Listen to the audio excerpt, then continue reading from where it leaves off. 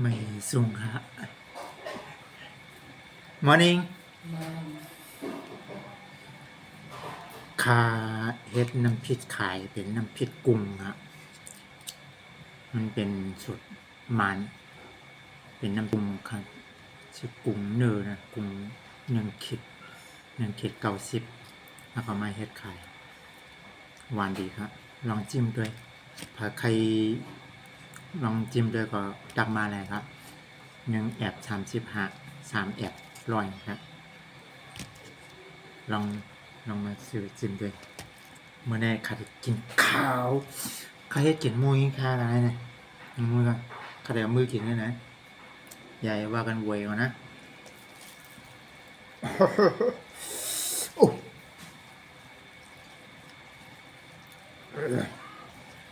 นี่เนี่ยเฮ็ดข้าได้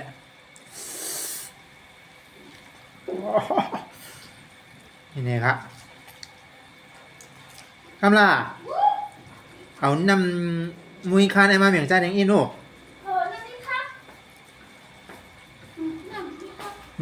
นำมุ้ยข้าเนี่ยเอาใส่หวานมาเหมียงใจแดงอินนำเอวฮะ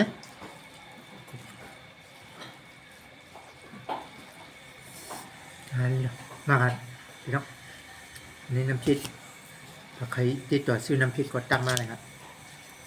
หวานดีอ่ะใครกินนั่นมากใครเกิดเดือนแล้วอยู่อันนี้ก็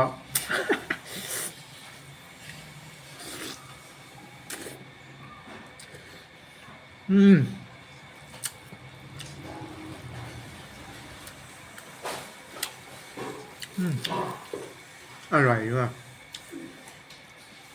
ใครเปิดร้านขายมุ้ยขายของมุ้ย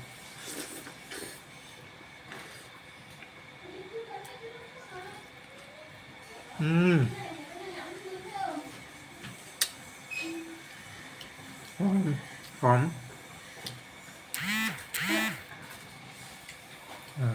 thank you ขอบคุณหลายMày hay là sao ông mới giúp lỗ?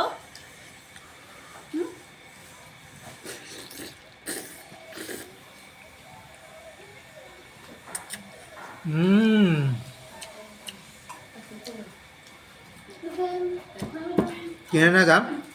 กินมุ้ยค่ะ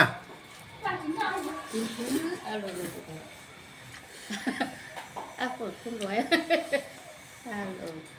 ทำหน่อยเนาะอะไร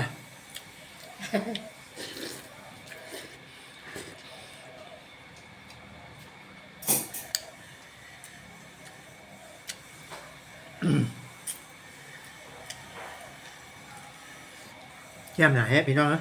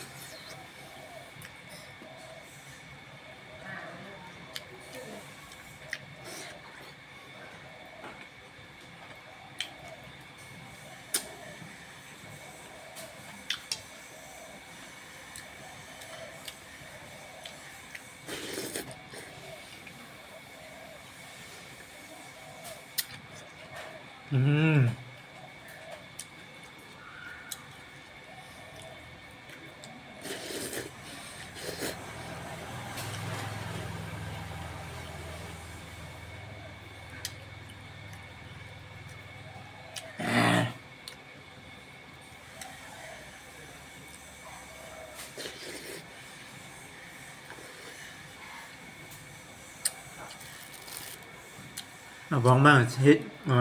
กูเขากับน้ำที่นี่กินเนี่ยกินกับแจงเนี่ยกินกับแจงเนี่ยมะม่วงแค่นี้มะม่วงหนุ่มอ่ะอร่อย Ây dồ.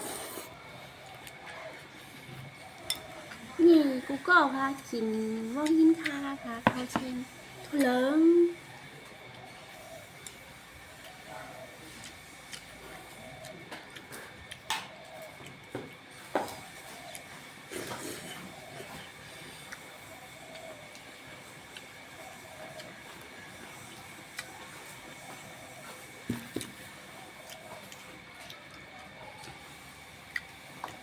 เอาตายให้ต่องเขาชิมแล้ว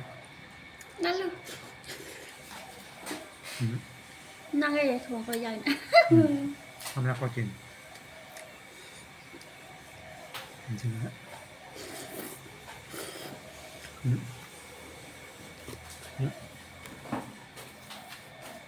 จริง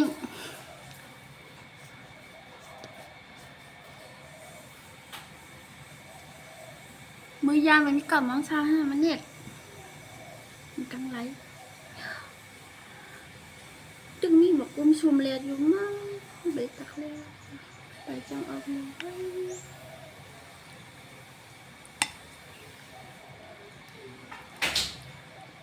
อ้าวมากินข้าว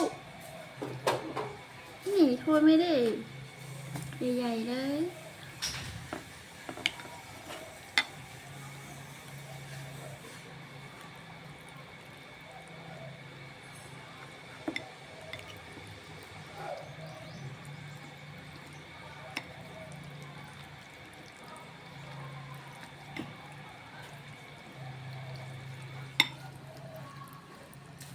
ลาหวานใหญ่กว่าน้ำ